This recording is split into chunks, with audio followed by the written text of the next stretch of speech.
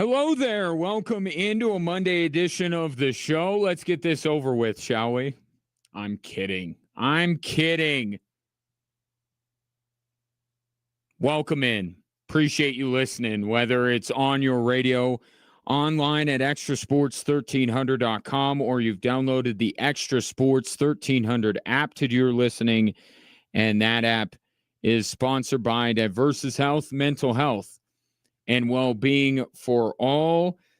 Not a veritable cornucopia of sports topics because we have one. You know what it is. Give me your thoughts. 719-247-1313. You can call or text into the show. And let's get going, shall we? The refrain coming from specifically Garrett Bowles in the Broncos locker room yesterday after their 22-19 win over the Chiefs was, what are they going to say about us now? Allow me to be one who answers that question. I am going to say that the way that the Broncos win games is ugly. I am going to say that it puts their fan base through torture for pretty much 3 quarters every Sunday. But I will also say that it is incredibly effective. It's repeatable. And now that they have won this way against both teams that played in the Super Bowl last year, they can truly do this to anyone in the National Football League. The paradigm surrounding this Broncos team has shifted. I said going into the Chiefs game, and I still believe this, a team that forces the Denver Broncos to play specifically offensively well for 4 quarters will beat the Denver Broncos. And I thought Kansas City was that team. But after yesterday, the question has to be rephrased because I still believe that's what it is. Okay, what the Denver Broncos were yesterday is not that much different than what they have been the 7 previous weeks. But what you have to ask now is whether there is a team in the NFL that can make them play offensively for 4 quarters. We're running out of teams. They may exist, and we can get into this conversation. Maybe they're all on the NFC side. If you go by the general feeling, despite what their record said they were, the Kansas City Chiefs were the team to beat. They were the favorite to get out of the AFC. The Chiefs are back. All of that kind of stuff had been going on the last few weeks. And they were coming off of a bye, which Andy Reid rarely, if ever, loses coming out of a bye. They were far more healthy than the Denver Broncos were, and yet the Broncos made the Kansas City Chiefs play that kind of a game yesterday. And in that kind of a game, the Broncos win. The Chiefs could not put them away in the first 3 quarters. And Sean Payton said it to Tracy Wolfson on the CBS broadcast coming out of halftime. And I got to say, as a Chiefs fan, it made my blood boil a little bit. Where he said they're a first half team, and he felt good about things. The arrogance on him, right? He was right. He was right. Going back to the Buffalo Bills game, where it seemed so out of place, so ridiculous for a head coach to sit there after they just got their butts kicked to say, well, if we would have won this one, we felt good about the next team that we would have played, which was Kansas City.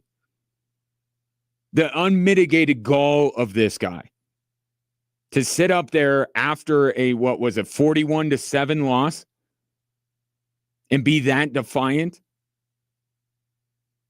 Sean Payton was right. He has found a formula. And it's not the way that I would like my football team to play. And when you compare it to the way, look at the way that the Nuggets and the Avalanche play. That's what I like to see from my teams. I don't like this, what the Denver Broncos do. But they keep doing it over and over and over again to everybody that is on their schedule, good, bad, or indifferent. And they win, and they keep winning. And now they have a stranglehold over the AFC West, I should say. The AFC, the top seed, is squarely within their reach.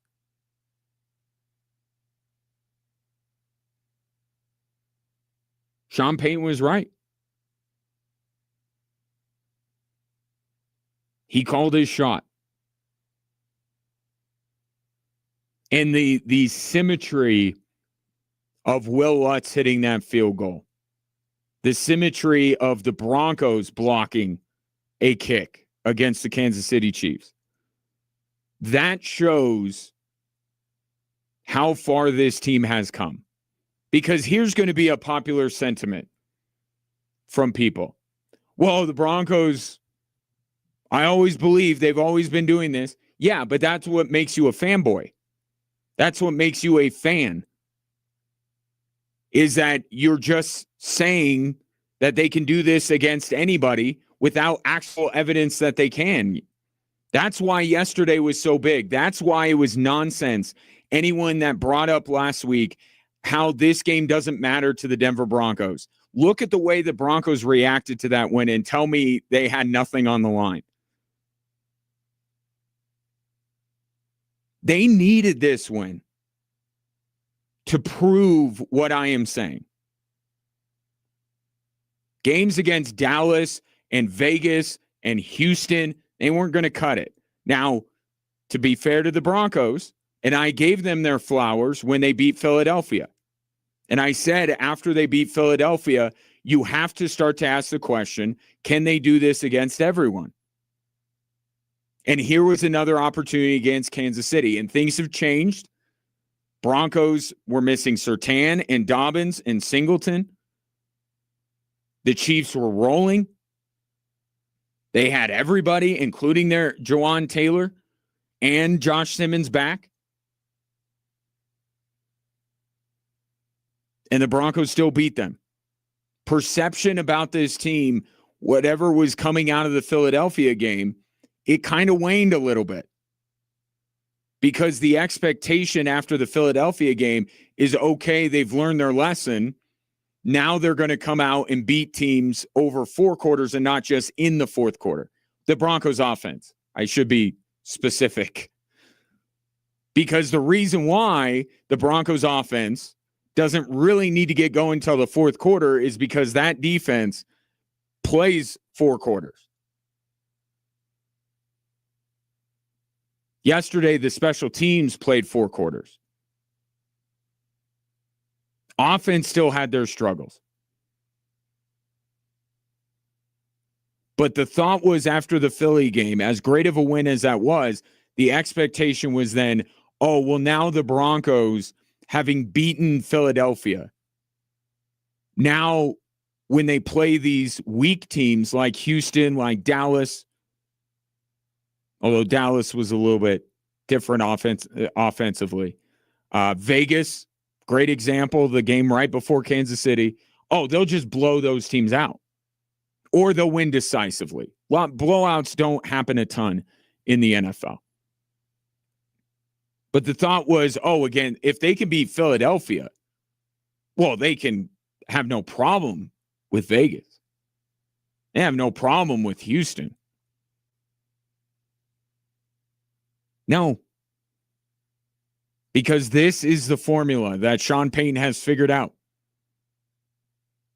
And in many ways, I know that the Chiefs have an elite defense. Their defense isn't as good as Denver, but they're an elite defense. But they do seem to be offensively kind of the antithesis of the Kansas City Chiefs, right? Or at least in perception.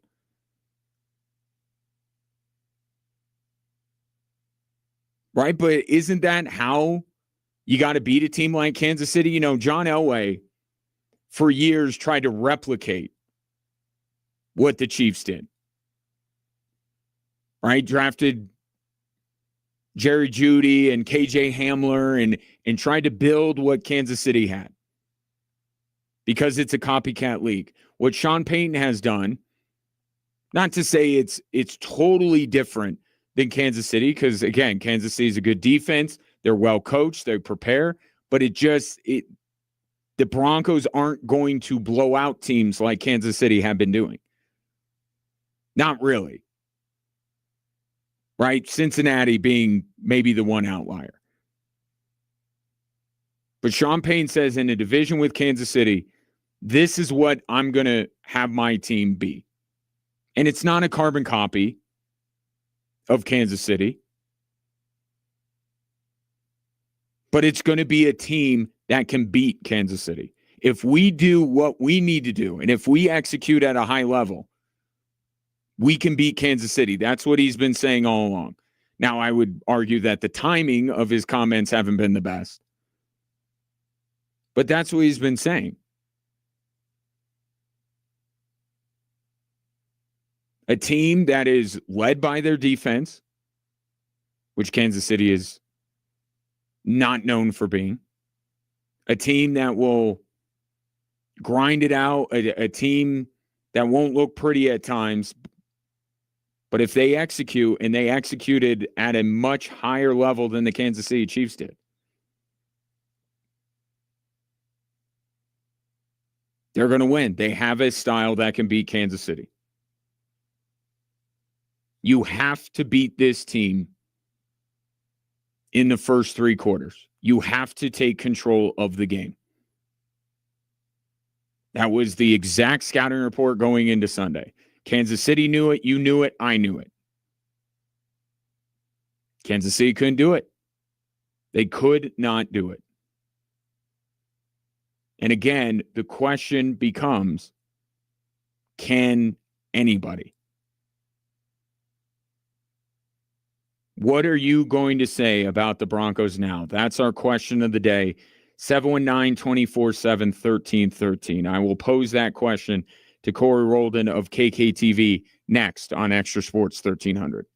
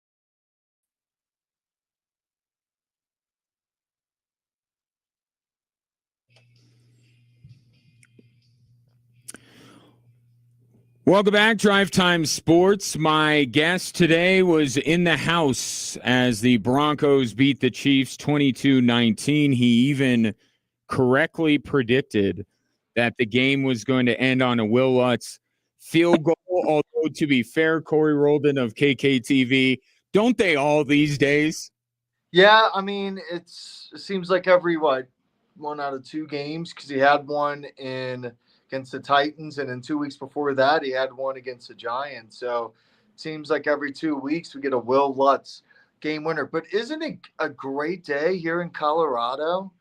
I mean, it's just a great day. The Broncos are 9-2, first place in the AFC. You got the Nuggets 10-2, second place in the West, and then you got the Avs, who are just better than every team by a significant margin in the NHL.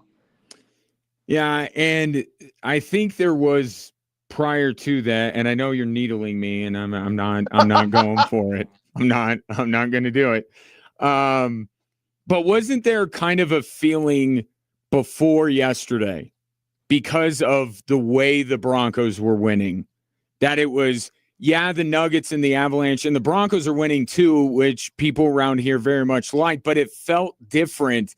Now, isn't it more of maybe it's not as pretty as those other two teams, but I guess I'll use the word legitimize. Does yesterday legitimize what the Broncos have been doing? Well, that's the whole topic that we've been discussing with the Broncos, even in the locker room. There is no legitimate wins in the NFL. They're all really, really difficult. This is a Broncos team that now have beaten the Chiefs and the Eagles, 2 teams that played in the Super Bowl last year. And talking to the team in the locker room after the win, Jonathan Cooper straight up looked at me and said, "Who we scared of? Who are we scared of?" They're not scared of anybody. It might not be pretty.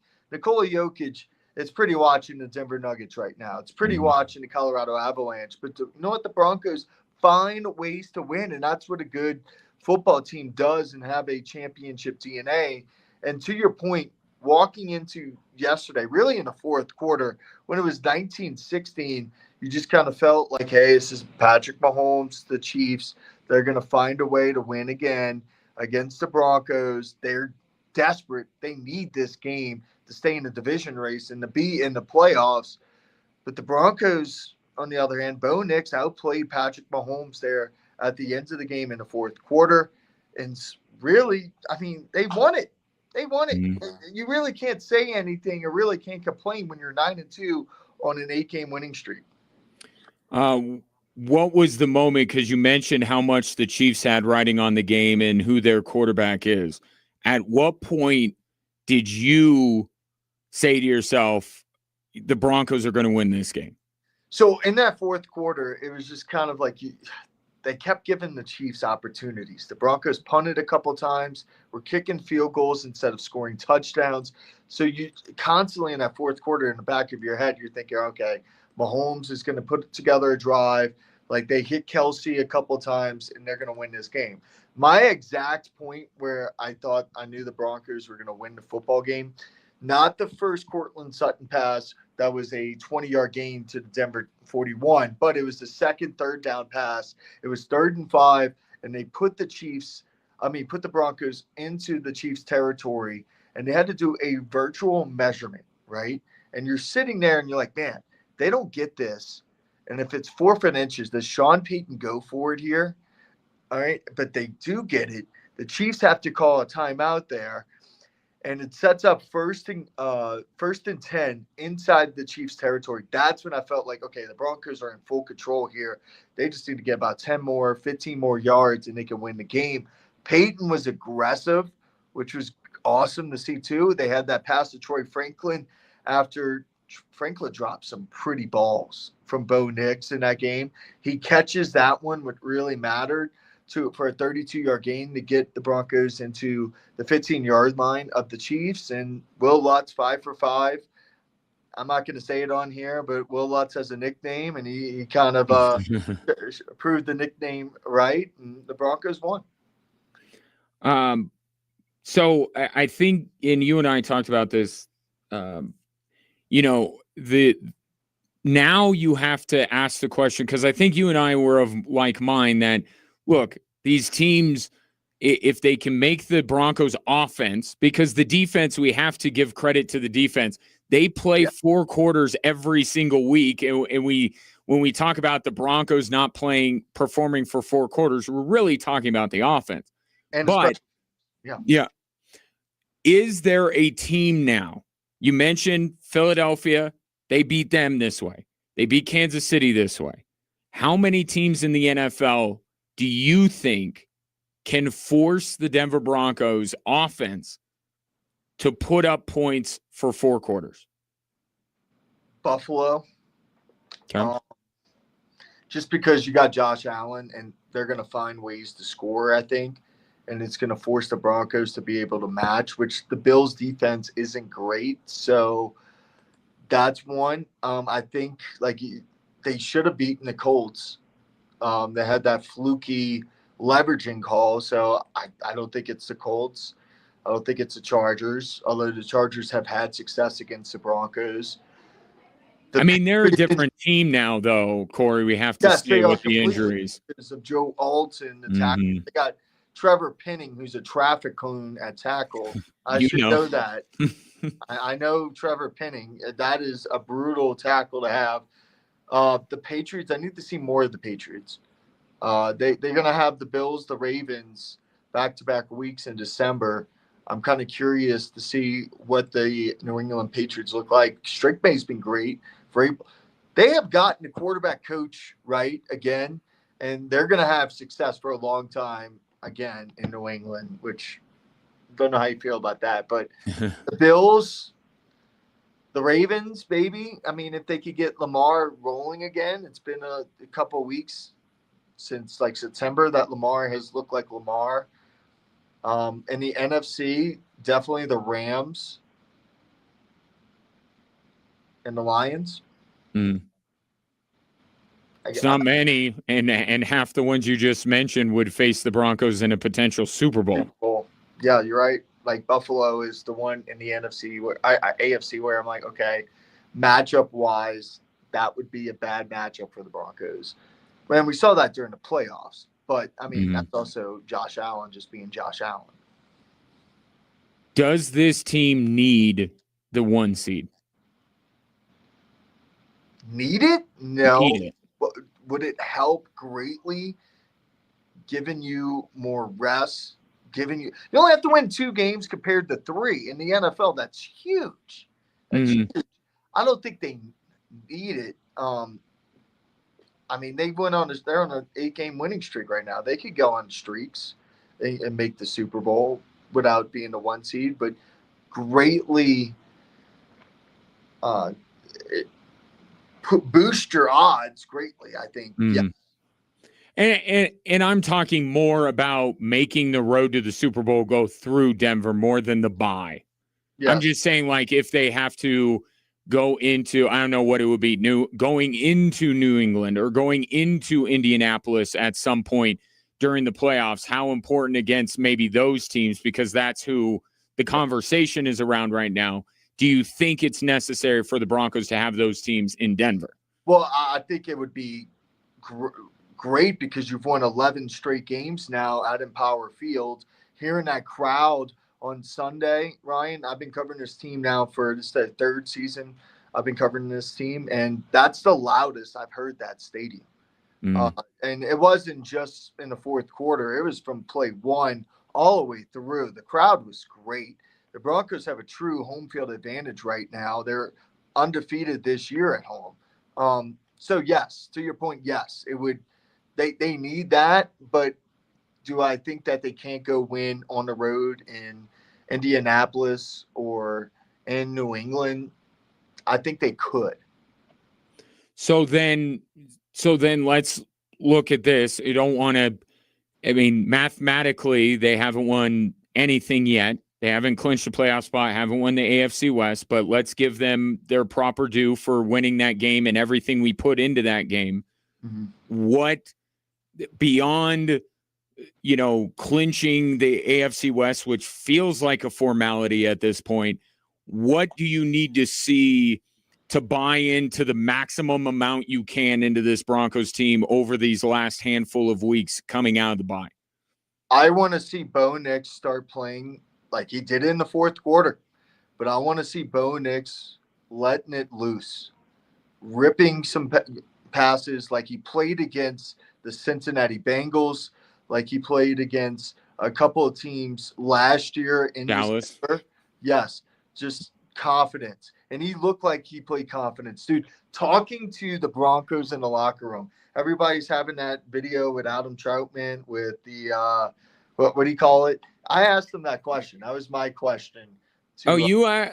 Well, then let me, and not to interrupt, but let me ask. Don't you think it's a little bit much? This, the leave Bo alone stuff. I mean, you got to. It's fair to criticize NFL players, and Right. fair to criticize Bo Nix struggling, but I will say, his teammates, Mike McGlinchey is a professional, really good interviewer in the locker room. McGlinchey says he handled it like a champ. He knew he needed to get better, and he went to work this past week. And you saw that on Sunday. He was making the right throws, even when he missed. A lot of times Troy Franklin had a drop on the first drive that was one of Bo Nix's best passes. Another drop before that. A lot of the misses were actually not on Bo Nix. Previous weeks, we criticized him for not seeing the field and see it versus the Raiders. But he saw it versus the Chiefs, and he was confident. And who I told you this last week, I want to continue seeing more and more Pat Bryant, because I think Pat Bryant can be a stud. And Bo Nix is only going to get more confident in Pat. You got Cortland Sutton. Marvin Mims really wasn't involved. Besides punt returns, incredible. Right, offensively, yeah. Yes, right. Incredible. 101 yards of punt return yardage. But Bo played well, and he handled the criticism right. Absolutely. Thanks for this. I'll see you in a little bit, I suppose, over in on your show. We're gonna have a little chat. There might be a video of me predicting correctly. Hey, dude, last year Broncos predicted win 5 games. I predicted them to make the playoffs. This year, I predicted the Broncos to win the division. So I'm on a little hot streak right now. Okay. Can you give me the winning lottery numbers for tonight? Oh, dude, I want the winning lottery numbers. You are a seer of futures, my friend, and you do a great job on KKTV 11. Corey Roldan, appreciate the time, bud. I appreciate you, Ryan. Yep. We'll see ya. That is Corey Roldan. Knew it. He knew it. He called it last week. Didn't get the score exactly right, but who gets the scores exactly right? He did say that the Broncos would walk off with the Will Lutz field goal. Did you see the video, by the way, before I take a break here, that Sean Payton was celebrating before Will Lutz kicked it? So we've gone from, Sean Payton walking out on the field and kind of jokingly like yelling at Will Lutz to kick it right through. And now we've gone into Sean Payton doesn't even celebrate when the kick goes through because he's already raised his hands just by sending Will Lutz onto the field. I mean, the confidence of Sean Payton, it's not for everybody. I got to say that at times it bothers me. I'll just admit it for a team that hasn't accomplished really anything. And I know to use Sean Payton's own words, that's not his hump, right? The sins of Vance Joseph, the sins of Nathaniel Hackett, that's not on him. I get that. But like for a team that has been down as long as the Broncos have, not the way that Sean Payton is, it rubs people the wrong way. But man, isn't it a part of this team's identity? I think it is. I think the bravado of Sean Payton is ingrained in this team. Now, it doesn't manifest itself in the same way. You don't hear Bo Nix, talking the same way Sean Payton does, or really anyone on the Denver Broncos. They're more humble than their head coaches. I'll say that. But all it is confidence. Right. And it's how that confidence manifests itself. For Sean Payton, it's bravado. That's a little irritating at times. But for the Denver Broncos, it's just confidence. Right? And Bo Nix said it. And I'll play some of Bo Nix's audio coming up in a little bit, as well as Sean Payton's. But this is a confident group, a defiant at times, given the narrative around this team. But yeah, it was a big win, and you saw it. It meant the idea that the Broncos had nothing to lose in that game is nonsense. They had a ton to gain. It just wasn't in the standings where they had a ton to gain. 719-247-1313. So you've heard what I'm going to say about the Broncos now. You heard what Corey's saying about the Broncos now. What are you saying about the Broncos now? 719-247-1313.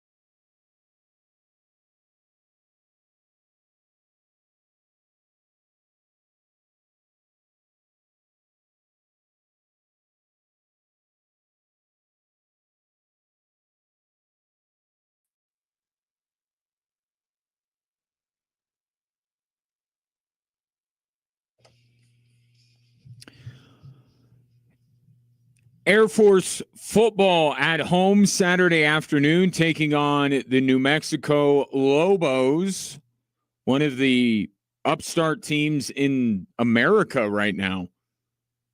What a job Jason Eck has done with the Lobos. If you would like to be at Falcon Stadium on Saturday to check that one out, last chance for you to see the Falcons live and in person, unless you're going to drive to Fort Collins next week.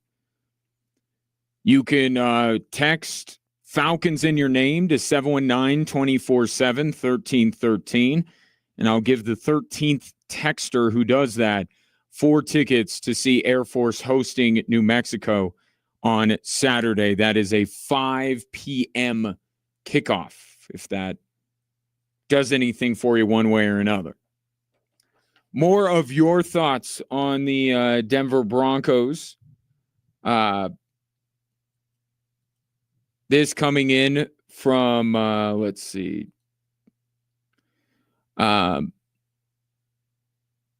This coming in from Aaron. How about them Broncos, Ryan? Yes, we win ugly, but in the end, it's winning ball games that counts. Got to give credit where credit is due, my friend. Go Broncos. And I have, and I will continue to do so.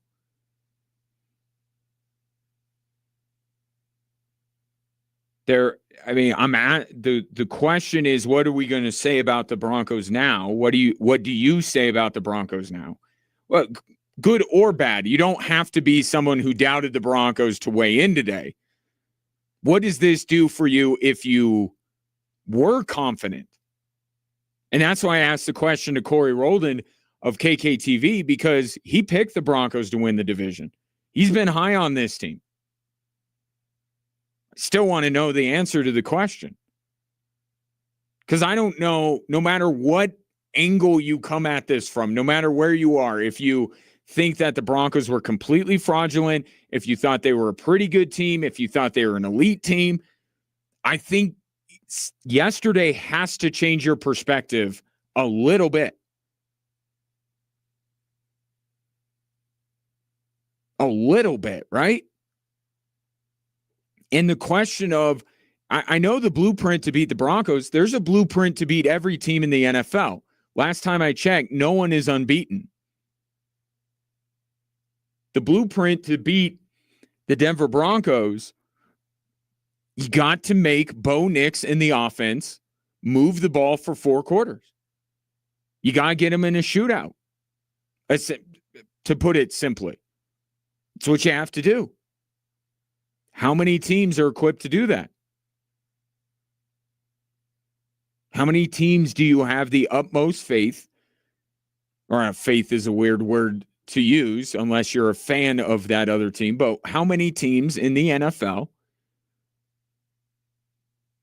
if not that Kansas City team, how many can you truly say can get the Broncos out of their comfort zone and force Bo Nix to play like an elite quarterback for 4 quarters against the Broncos defense, who, by the way, is going to get Pat Surtain back reportedly after they come out of the bye week.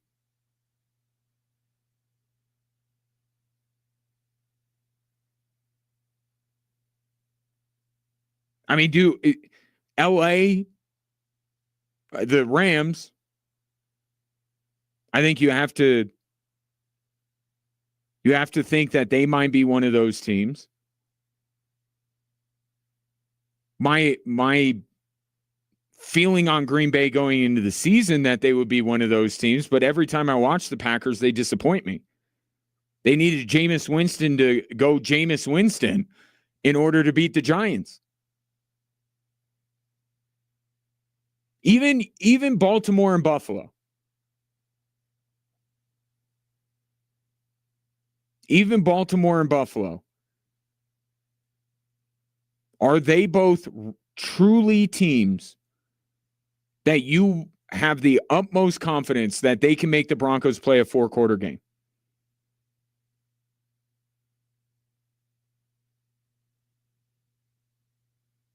And from the Broncos' perspective, let's say Baltimore is one of those.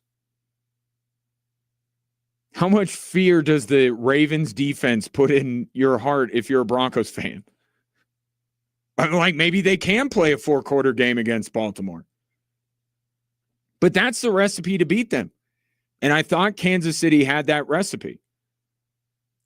Every sign was pointing to Kansas City winning that game. Kansas City got their guys back. They were coming off of a bye week.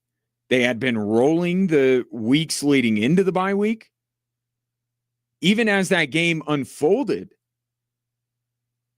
you saw what Chris Jones was doing. It's like, well, they're getting Chris Jones back now. I thought the Kansas City Chiefs were able to execute that blueprint. Nope. They played quite poor. And before, nobody's saying this, but I'll just launch a preemptive strike here.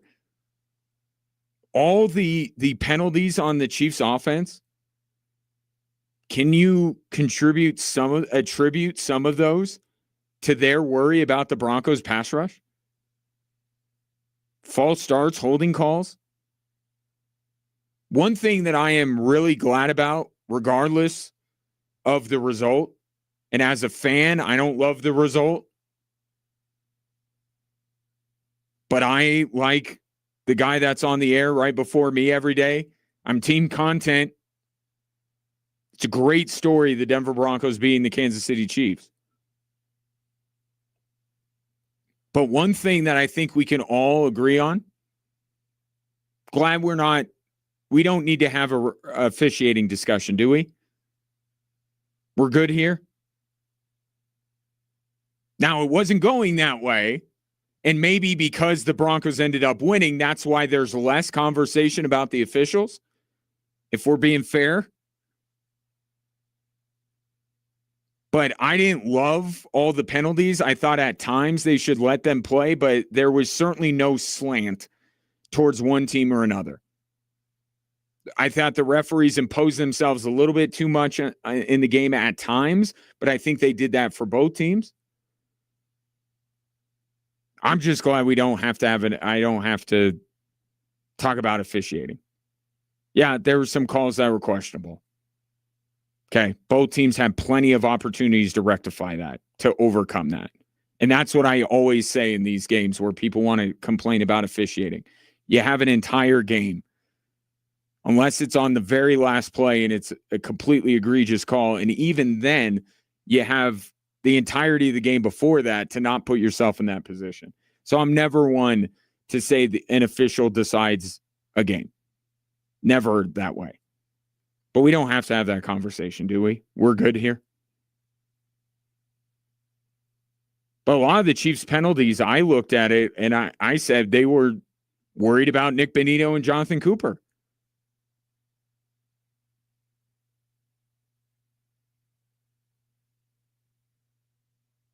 I asked Corey Roldan the question of when he knew that the Broncos were going to win that game. I'll tell you when I knew. It was the 3rd and 15 throw to Courtland Sutton. That's when I knew. And I get it, like the past history with Lutz getting kicks blocked and stuff. I understand if you were like, yeah, it wasn't until Lutz's kick went through the uprights. And that's fine. But I'm saying I got this sense that the Broncos were going to win the game when Bo Nix hit Courtland Sutton on the 3rd and 15. And according to Chris Jones, the reason why the Broncos executed that play, they knew what was coming. I heard them calling it out. They actually switched the line. If you watch the film, you can see Bo Nix kind of switched the line. So they knew it. We got to do a better job of disguising. They read it. They read the Chiefs like a book and knew exactly what to expect, and they were able to adjust and have that massive completion to Courtland Sutton. And that was one of the keys I mentioned last week. The idea that Courtland Sutton's, or not the idea, it was proof. It actually was happening that Courtland Sutton's targets each game were going down. That's not okay. That's your best receiver. You can't let his targets go down like the Broncos had been over the past few weeks. You got to figure out a way to get that guy the football. And they did on Sunday. Cortland was incredibly vital to their success. But whether it was Cortland Sutton or anybody on the Broncos could have caught that ball from Bo Nix. That play was wide open, and Bo Nix delivered it right where it needed to be. But the reemergence of Cortland Sutton in a Sunday conversation about the Denver Broncos, that hadn't been going on the last few weeks, despite the Broncos still winning, and credit to them for finding other ways to win. But they weren't going to beat Kansas City without Cortland Sutton. And arguably the biggest play of the game, the play where I kind of slouched in my chair and I was like, uh-oh, was that 3rd and 15 completion from Bo Nix to Cortland Sutton. But I wouldn't blame you if you're like, when Will Lutz made the field goal and then there was like a brief pause making sure there was no flags on the play. I wouldn't blame you if that's the moment you knew that the Broncos were winning that game. But I got that sense came over me when they converted that around the 2-minute warning. I'm like, yeah, they're going to win this game. Wasn't that much different from Bo Nix, I would say, throughout the game. But I would be lying if I said that I thought that Bo Nix would even play that well in the fourth quarter against Steve Spagnuolo, against Chris Jones in this Chiefs defense. So even though but that's kind of Bo Nix and his performance is kind of emblematic is kind of a microcosm of the entire idea I'm putting out here today. Yeah, I know the Broncos have been doing it this way. I know Bo Nix has been performing well in the fourth quarter. I just didn't think they would be able to do it against Kansas City. And they did. And now the question is, who can't they do it against? This is Jason from the 719. This team has pure determination and true grit. I honestly do believe that the Broncos are a brotherhood and everybody plays for everybody, which makes this team extremely dangerous. And I think that's a great point. And Sean Payton spoke to that idea, Jason, and I will get to that right after the top of the hour. So hang tight because Sean Payton will prove your point. This Donnie says, don't look now, but the Ravens are 500 and moving up, as I expected them to be. As I expected. I said it when Lamar was cleared. I'm like, look at their schedule, getting Lamar Jackson back. The Ravens are going to make a run. And that's why a couple weeks ago, I thought that the Steelers squandered a perfect opportunity to essentially do what the Broncos did yesterday. Take kind of a stranglehold on the division. But still, okay, do you think Lamar can be at the height of his powers against this Broncos defense for 4 quarters to then force the Broncos offense to match them? And then the next question is the way that the Ravens defense has played this season.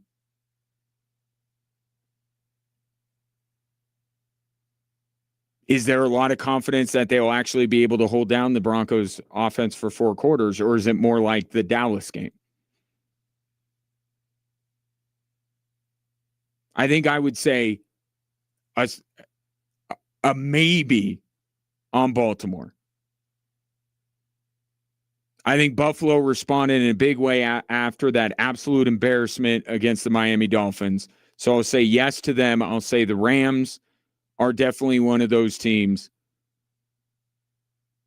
How many more are they? And look, this doesn't mean that the Denver Broncos are going to win every game from here on out. They'll drop one. I'll call it right now that the Denver Broncos will lose a football game between now and the end of the season. But now, like you look at the Commanders game, for instance. I think what the Broncos have now earned is that if they do lose one of these games after the bye week, which again, they will, it doesn't need to devolve into they're fraudulent. They can't keep doing this. Like, they need to be granted the same leniency that we grant to other really good football teams, which is everybody has an off week. The Rams have had off weeks. Kansas City certainly has. Buffalo just did against Miami. It doesn't excuse the loss. It doesn't mean it's not a bad loss, but it's not going to come crashing down around the Denver Broncos if they drop one of these between now and the end of the season. We'll see how it looks to lay blame where it needs to be laid. But they have earned the right or earned the leniency to say, even if they drop one of these games from here on out, it doesn't mean that it's happening, everything's coming crashing down. 719-24-7-1313. What does Sean Payton have to say about his team? You'll hear that next on Extra Sports 1300.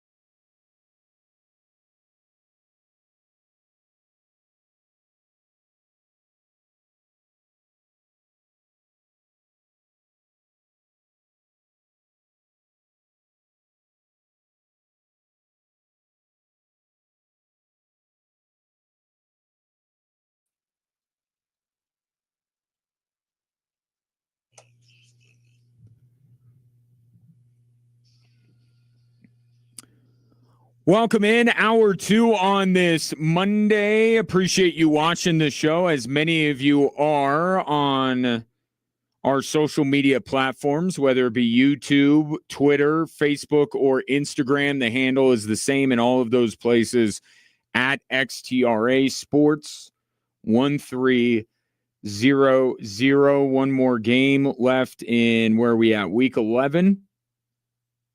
Dallas and Vegas tonight. Our coverage of Monday Night Football begins less than 1 hour from now. So all the more reason to get your thoughts in on this Monday after the Broncos beat the Chiefs 22-19 at 719-247-1313. Let's hear a little bit from the Broncos. I found this very interesting. Actually, because we got the text in about the brotherhood that the Broncos are, how tight-knit they are, how much they believe in one another. Here was Sean Payton talking about that and their ability to go out when almost everybody was saying that this is where they get exposed and Kansas City beats them again, why they were able to put their head down and go out and beat Kansas City. But it's finding those guys that can tune out the noise, and there's been a lot of noise, like a lot of just, I won't comment on it, but anyway, and I hear some of the narratives and I just want to like cry. But anyway, it is what it is. That's your jobs. But our jobs are to focus on the wins and to focus on, there's a way to win each game, and the players deserve a chance to have that. And so sometimes that can vary, but in a game where, a lot of guys were banged up and they were fully healthy, it's a big win. So what he's referring to there, I think, is the way that he has built this team. And at times and at times you, because I've heard from you, have not loved some of the additions of the Denver Broncos, especially in the draft. Right? They went for this guy. Why didn't they do this? Why didn't they prioritize this? Why didn't they go out and get Jalen Waddle at the trade deadline? Like all of these kind of things. At times, Sean Payton and George Payton have been questioned about, even though overall I think most people can acknowledge they've done a good job of filling out this roster, there have been times where you go, man, why didn't they go there instead of there? But behind all of these moves is that mental aspect that Sean Payton is referring to there. And he loves to bring up this idea about hurricane windows, which we here in Colorado know nothing about. I can't speak to what the heck he's talking about when it comes to hurricane windows, 188, 160. What are these things? I have no idea. But it's been, this whole building process has been incredibly intentional. Right? Because Sean Payton wants to build this team in his own image. He brings in Will Lutz. He brings in Adam Troutman. And yesterday, Adam Troutman is going to the mat for Bo Nix. Basically, remember that viral video a few years ago? The leave Britney alone. That's what Adam Troutman's comments felt to me like. Like, you think Bo Nix is the first athlete to be criticized? And by the way, like everybody's making out to be like some hero because he deleted his social media account. I just thought it got all a little bit much. But that's one of Sean Payton's guys that he had in New Orleans that he brought in to have that mentality. I'm sure there are times, and I think J.K. Dobbins even kind of alluded to it after the Raiders win. Like there was some angst on the offensive side of the ball about how they weren't picking up the defense, that the defense was playing at the level they were playing at all the time, and the offense wasn't. So you can't tell me that quietly there hasn't been some frustration about Bo Nix in this offense. But what J.K. Dobbins said was the closest thing that you'll ever hear anyone's come to criticizing Bo Nix or calling anybody out. They want to do better, and you can read into it and say, at times, do they feel like Bo Nix is capable of more than he's shown? But publicly, they're defending Bo Nix. Right? They're rallying around him. Even though at times Bo Nix absolutely deserves criticism. And that's the business that he has worked his whole life to get into. So he's not walking in blindly here. But the Broncos have perhaps passed on more talented players to find the players with the right makeup.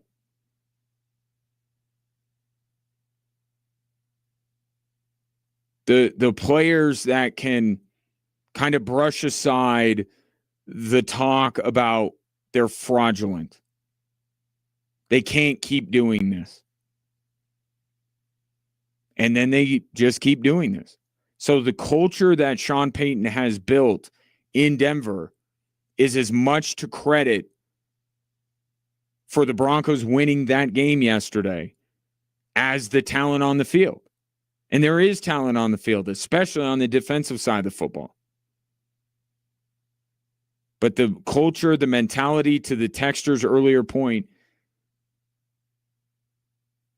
it needs to be credited as much as the compilation of talent that exists on the Denver Broncos team. Now, this game, it very much feels like a watershed moment. Right?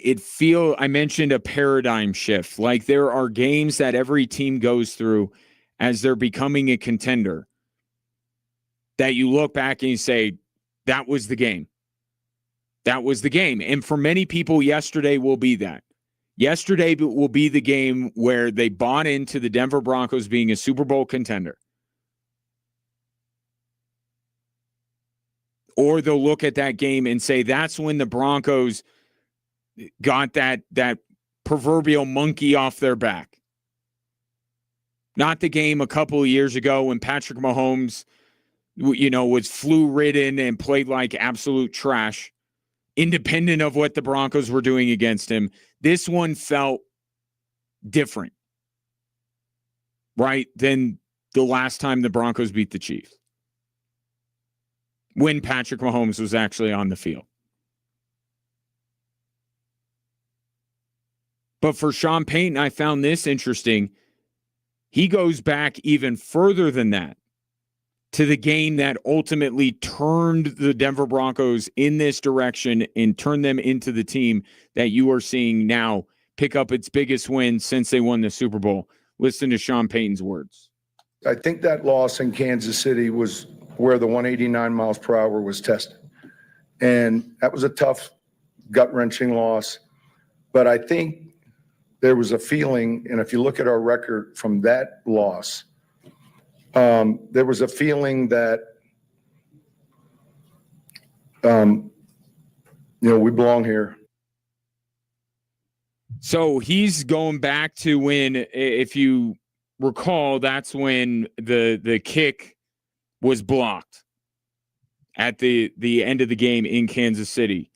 After that, the Broncos went 4 straight wins, 4-2, 5-2. They lost in the playoffs, which is a different animal, but 5-2, 6-2 with Tennessee, 6-4, and then here's the win streak. So 14-4, the Broncos have been in the regular season since Will Lutz's kick was blocked at Arrowhead. That's when Sean Payton is saying the belief turned. Now, but that's internally.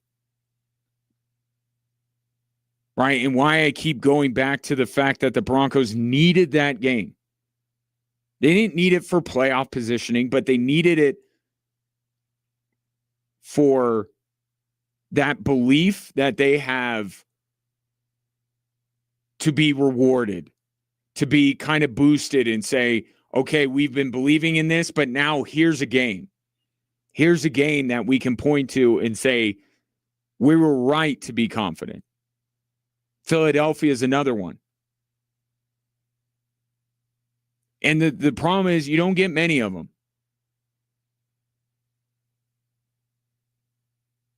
Right? That's why the Broncos, not for the same reasons that Kansas City need yesterday's game, but they did need yesterday's game.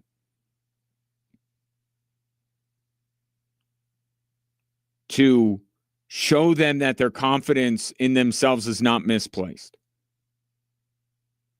Every so often you need that whatever it is to kind of show you like, oh yeah, this is why we're confident. Or we have good reason to be confident. Look at the team we just beat. But Sean Payton saying that belief that the Broncos have had actually was born out of a loss rather than a win. But for people on the outside, certainly, yesterday's going to be that game for them, to where they go, all right, yeah, the Broncos, they're a thing. They're real. 719-24-7, 1313. One other thing I want to bring you from Sean Payton, because let's not forget that the defense, once again, kept the Denver Broncos in that game for 3 quarters so they could do that fourth quarter thing that they always seem to do. How was it possible against Patrick Mahomes, who had his entire offensive line, all of his skill players, and they still were able to hold him down? Here's Sean Payton on why. Look, I think changing the looks with respect to Patrick, man, he's something. Trying to keep him in the pocket and eliminate some of the, the 3rd and 20, he climbs up and, we give up an interference, but rushing him the right way and then playing coverage the right way. It's tough, especially when they're healthy with all their skill players like they were tonight. And this is where the institutional knowledge comes into play. The fact that they run into this guy twice a year. And Vance Joseph and the Broncos defense as a whole deserves the lion's share of the credit for what transpired yesterday. Because this was a Kansas City Chiefs offense that looked to be like the old Kansas City Chiefs offense. Running game, we don't need no stinking running game. Yeah, well, you kind of did. Against this defense, you did.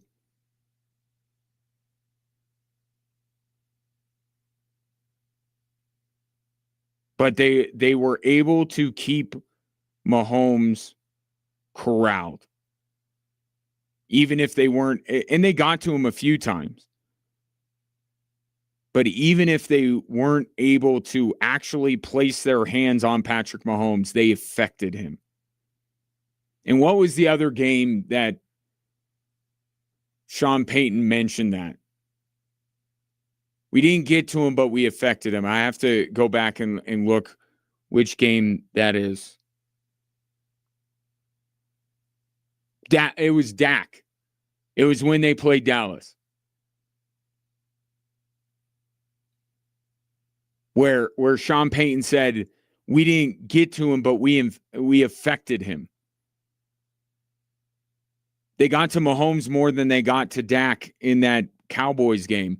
But I felt the same way, that the Broncos defense, while not putting up the sack numbers that they put up against some of the teams they have played this season, they were affecting Patrick Mahomes and not allowing him to do what he does to so many teams, which is escape, scramble, get first downs.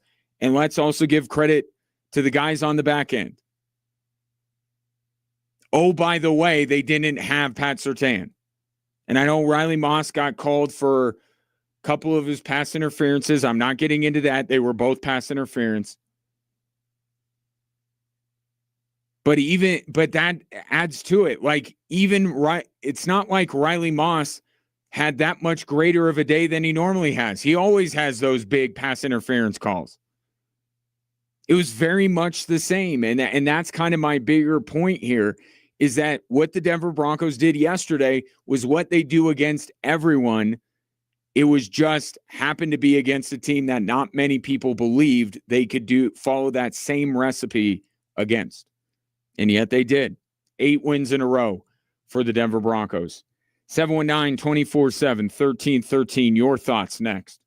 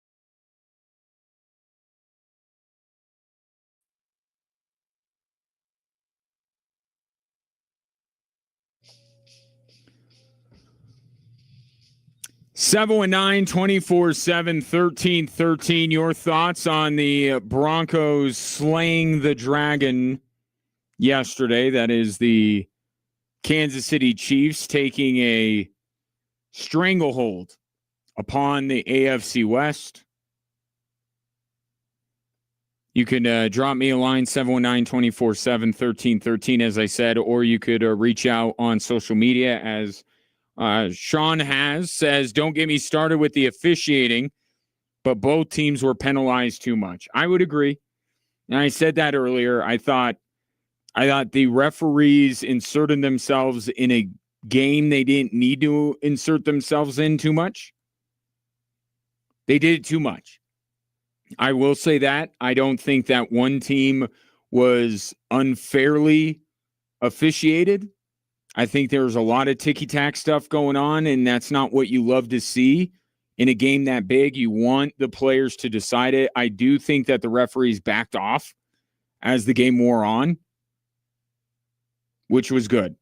But, yeah, there was a stretch there where and my son, who was watching the game with me, says, I'm not enjoying this game. And said because referees were making too many calls. Now, the penalty yardage was about the same, but more penalties were called on the Chiefs. It was just Riley Moss accounted for so many penalty yards by himself. But I agree with that sentiment. There were times where the referees just needed to kind of, do you got to call this? Can you just let him play? Like the Juwan Taylor lining up next to Patrick Mahomes, like you got to call that. They got to teach Juwan Taylor a lesson. Call him for everything. But, yeah, too many penalties early in that game. But I thought that the referees kind of backed out of things. And also, Sean Payton, watch out for that referee. Could you imagine if that ultimately was like flip the game? The penalty where Sean Payton took out a ref? Oh, boy. That would be quite the conversation, but didn't turn the game. Broncos still persevered through Sean Payton taking out an official. Your thoughts at 719-247-1313. This from the 719. Come on, Kaufman, don't be so cynical. Even I got to give some snaps to the Bronx. They got a marginal dub against a marginal Swiftie team. Good for them. I don't know where you're going with that. I'm not being cynical. I would say my tone in today's show has been anything but cynical. I was cynical about the Denver Broncos going into that game. Not as cynical about them coming out of it. And neither the Broncos nor the Kansas City Chiefs are marginal.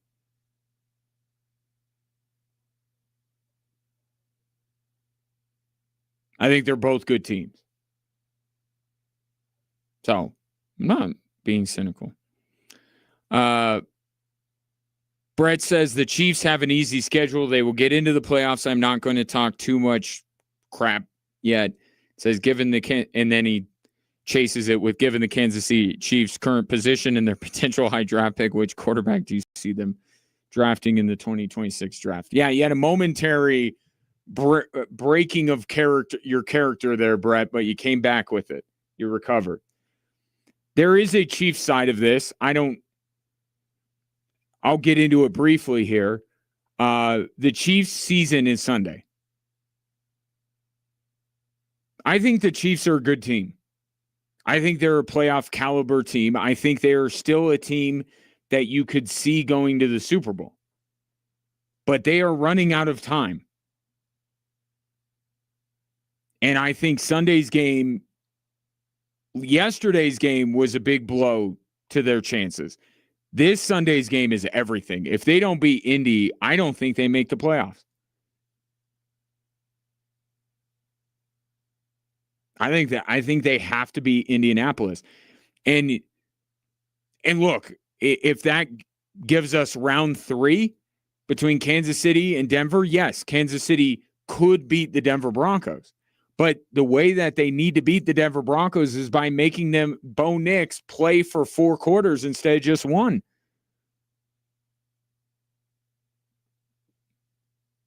You got to punish the Denver Broncos for their, and yesterday wasn't perfect.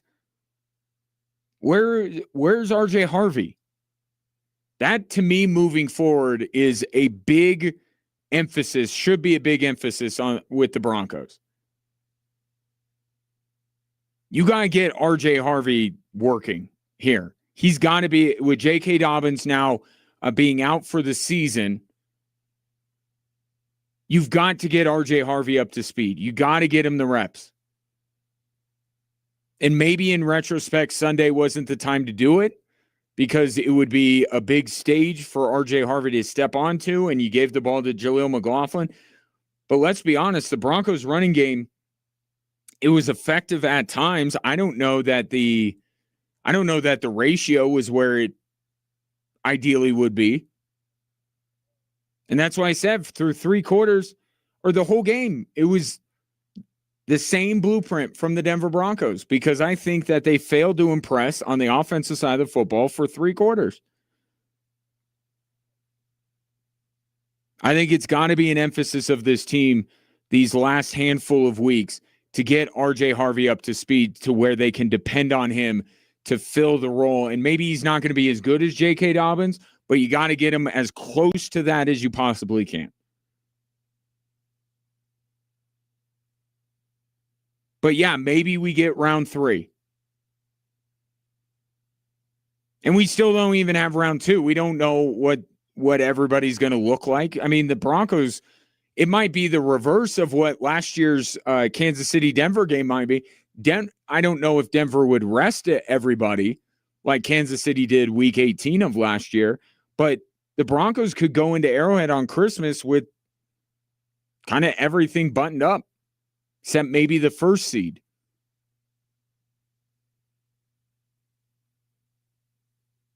Maybe we see him in the playoffs. In Kansas City, the blueprint is there, but yesterday they couldn't do it.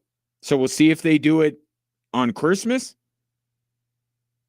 and then we'll make our determination. I'm not taking the Denver Broncos to win the Super Bowl today. I'm just saying they need to. It's like Joe Bluth with the Society of Magicians, that sign that in the picture, we demand to be taken seriously. Like, the Broncos are that, except they deserve to be taken seriously. They've been demanding for a while, and it was like, okay, like, I don't know. Yesterday's performance demands that they be taken seriously.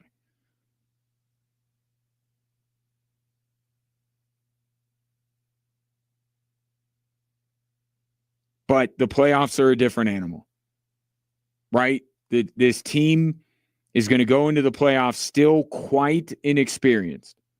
They'll just have one game under their belt, and they might meet up with Josh Allen. They might meet up with Lamar. They might meet up with Aaron Rodgers. They might meet up with Patrick Mahomes. Like, that's a different thing.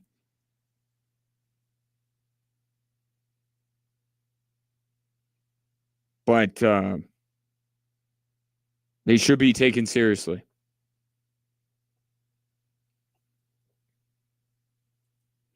This from the 719. I've never seen such man crushes on the quarterback for the Kansas City Chiefs other than Tony Romo and Chris Collinsworth.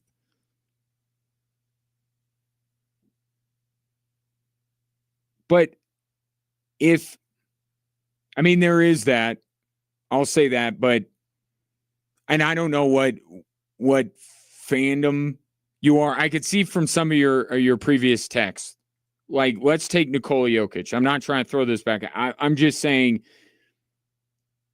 I think you have to acknowledge to some degree that the reason why people around here are so tired of Collinsworth and Romo loving all over Patrick Mahomes is because of the uniform he wears.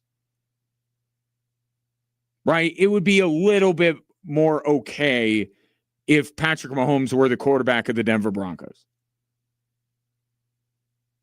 Right? It's because he plays for Kansas City. It's because Kansas City has been what they've been for the last, 8 years. I get it. I understand it.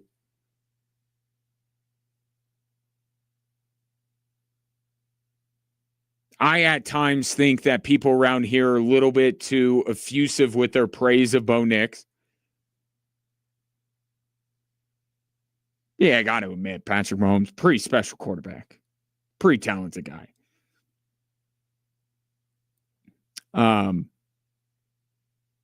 But, to be fair to Tony Romo, if that love affair with Patrick Mahomes is construed as playing favorites, I mean, Tony Romo went berserker on that illegal contact penalty that took away the pick six from Jahdae Barron. So maybe they love on Mahomes. Maybe they love on Mahomes too much. But Tony Romo was on the Broncos' side 100% with the illegal contact that wiped away the Jahdae Barron pick six.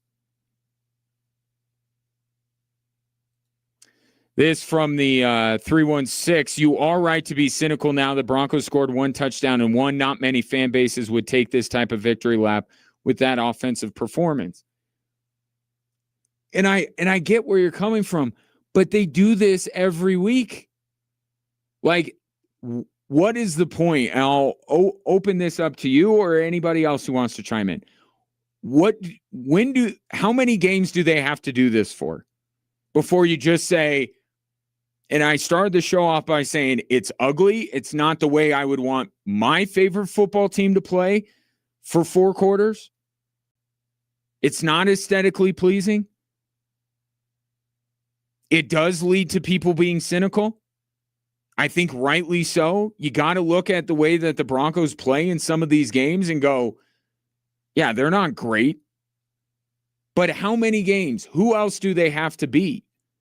Like, that's where I'm at. And I've been cynical about this team. I've given them their flowers when they beat Philadelphia. I was quite effusive with my praise. But the game right before Kansas City, you look like absolute garbage against the Vegas Raiders. Like, I think people were right to be cynical. The way you play, the way you win, invites that cynicism.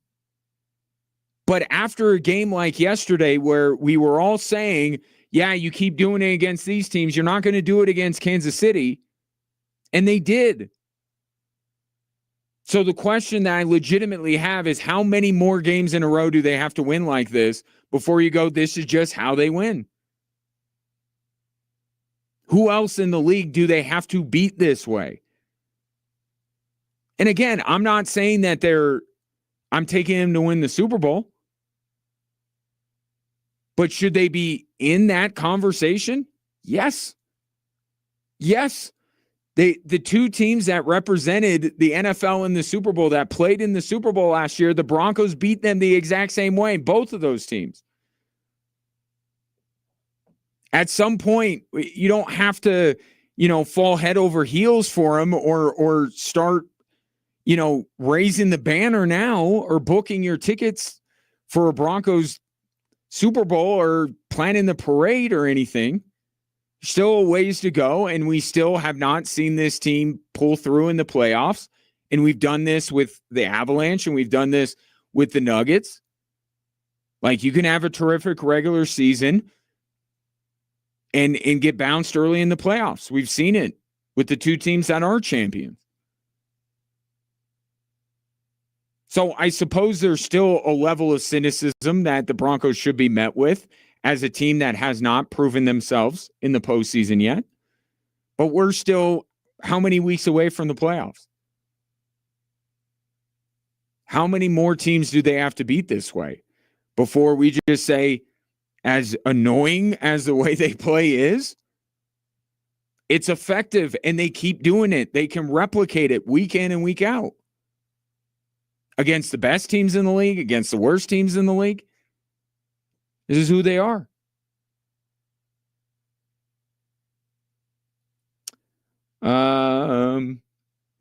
This is from Ben. One thing I will tell you is Patrick Mahomes is not used to getting hit like that. They were pounding him. I would agree that one, and credit to Mahomes, that's what you got to do. Remember when he got sandwiched between two Broncos? It might have been Benito and Cooper. But, like, he got hit hard.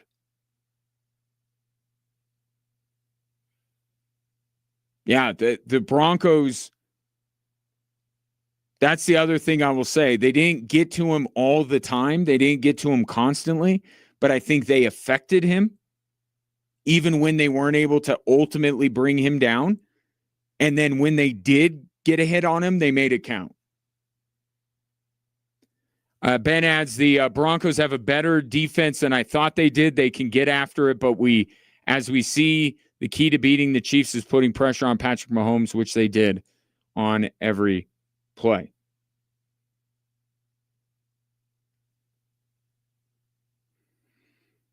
They did, and yet there were still times in the game, and there was still, right, that Travis Kelce touchdown. When Travis Kelce scored a touchdown, how many people were like, oh, here we go? Even with as good as the Broncos defense had played to that point, the Chiefs in crunch time still found a way to get Travis Kelce into the end zone, which, by the way, gave him the all-time touchdown record for the Chiefs. Nobody's talking about that today, are they?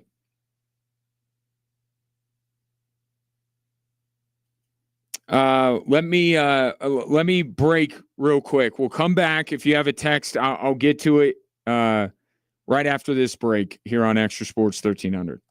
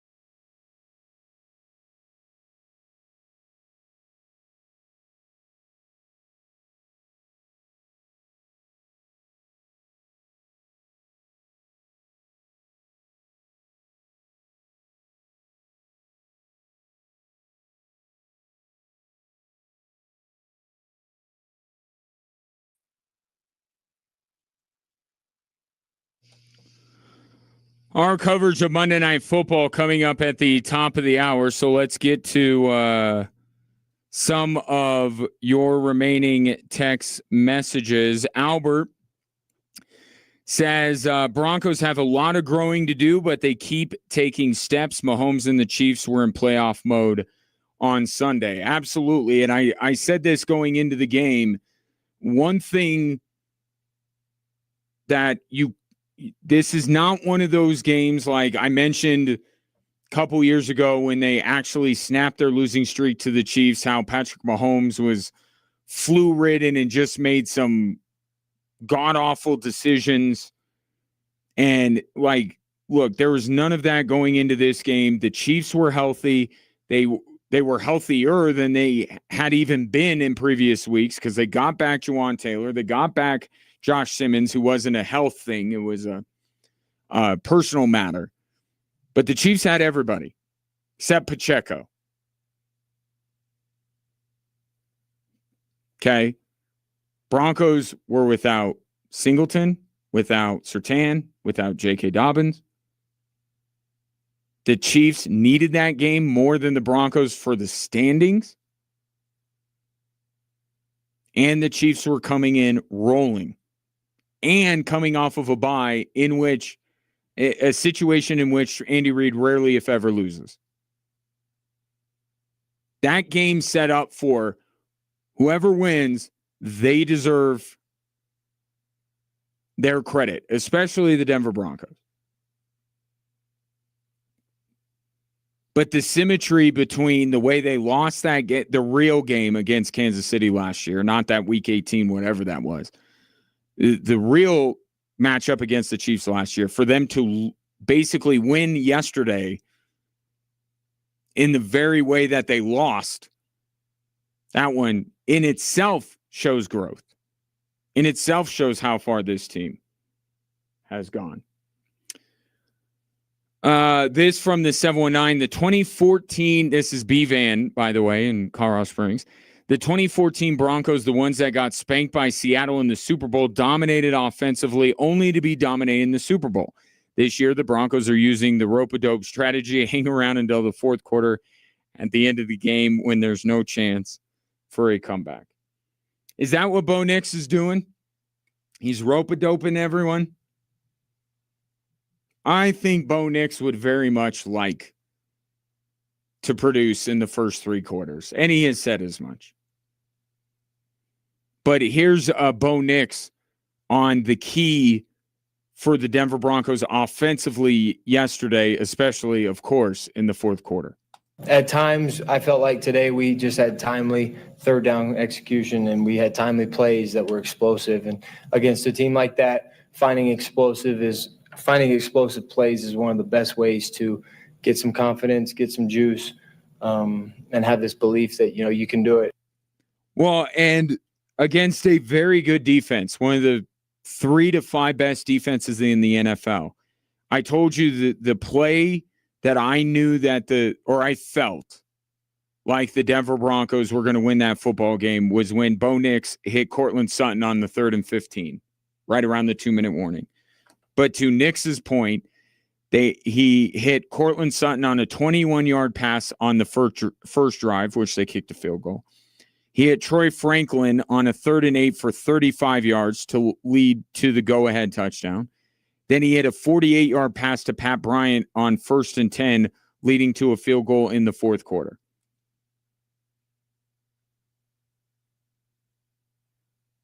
So they had those explosive plays that have not been as plentiful as I think Broncos fans would have liked them to be. But they got some of them. And if you're thinking there's another place to go, maybe that's where it is. Has Bo Nix figured some stuff out in terms of being able to deliver the ball accurately downfield? Now, a lot of that showed up late as the game wore on, but we could delve into that subject as we move through the week. This from the Corey from the 719. Love your Ryan, but any Avs talk tonight? It wasn't as big of a win, but man, it was a good game or what? It was. Was Avs with Scott Wedgwood in goal, doing what they keep doing. The way that the Avs play, a little bit more aesthetically pleasing than the way that the Broncos do, is another win. I'll tell you the thing that I did not get to today that I would have had yesterday not been as monumental for the Denver Broncos as it was. Are we done now with the Nuggets-Wolves thing? The biggest development, the most important thing that happened this weekend outside of the Denver Broncos was not the Avs. It was what the Nuggets did on Saturday night. I think Ben Tenzer and John Wallace, the two-headed front office of the Denver Nuggets, have addressed and maybe fixed all of the Nuggets issues in one offseason. The non-Jokic minutes are not as big of a problem anymore, which is now making Nikola Jokic even better because he's more rested. Seems like their messages, however coded, to Jamal Murray has gotten through because Jamal Murray looks in tremendous shape and is playing at near an all-star level right now, probably an all-star level. And now they don't lose to the Wolves anymore? They might have cured all of the Nuggets' ills in one offseason, in their first offseason as GMs.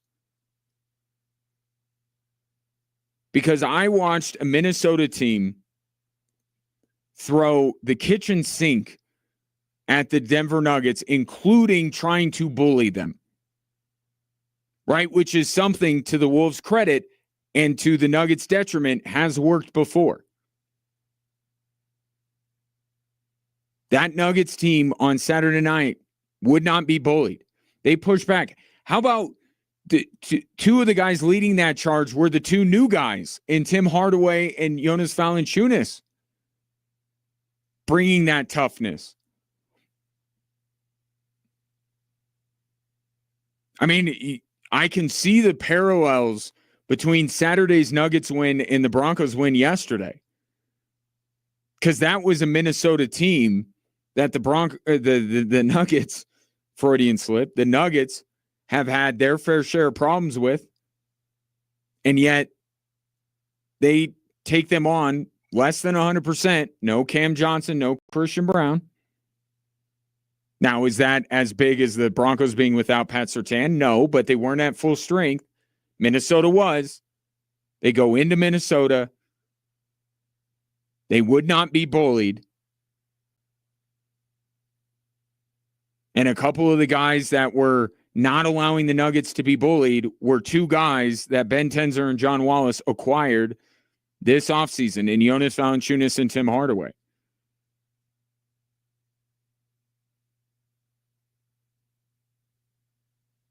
Now, I will say this for both of these teams. I think it's fair to say the ultimate way to get over these teams is to beat them in the postseason. And maybe we'll get that with Denver and Kansas City. Maybe we'll get that with the Nuggets and the Wolves. That's when you'll really for sure know that there is a changing of the guard. But man, for all the losing that the Nuggets did in the way that the Nuggets would lose to Minnesota, man, Saturday was big. And by the way, that's the second time that they've beaten the Minnesota Timberwolves this year. And I said it after they beat Minnesota the first time. No Anthony Edwards in that game, but the way Jamal Murray played in that game, because he's the face of the Nuggets' struggles against Minnesota. He threw the heat pack. The way he played against Minnesota, gave you the confidence, if you're a Nuggets fan, that even with Anthony Edwards, this Nuggets team could beat them, but you needed to see it. Right? Same with the Broncos. The way they've been playing maybe gave you confidence they could beat Kansas City, but you needed to see it. And with Anthony Edwards and everybody else of note with the Minnesota Timberwolves, the Nuggets beat them. So that, to me, with all due respect to the Avs, who just keep plugging away, that was the most consequential non-Broncos thing that happened this weekend.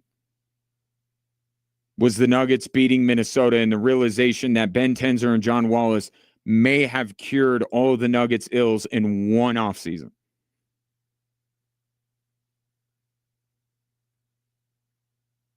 Jamal Murray, non-Jokic minutes, and the Minnesota Timberwolves don't seem as much of a problem this year as they have been in years past. We can get more into the Nuggets tomorrow. Obviously, they play tonight against the Chicago Bulls. We'll get into the Avs, but today, deservingly so, was about the Denver Broncos. And we'll continue this conversation more forward-looking as far as this Denver Broncos team is concerned tomorrow and beyond. In the meantime, I appreciate your patronage. Catch me on KKTV coming up this evening for more of Corey giving me a hard time and me saying that the Broncos have changed the perspective, shifted the paradigm. The question now is not, can the Broncos play a 4-quarter game? It's what teams in the NFL can make the Broncos play a 4-quarter game, force them to play a 4-quarter game. Kansas City Chiefs did it yesterday. The way the Broncos have won in the previous 7 games, they did it again yesterday. Appreciate your patronage. Coming up next, Monday Night Football, Cowboys and Raiders. Talk to you tomorrow.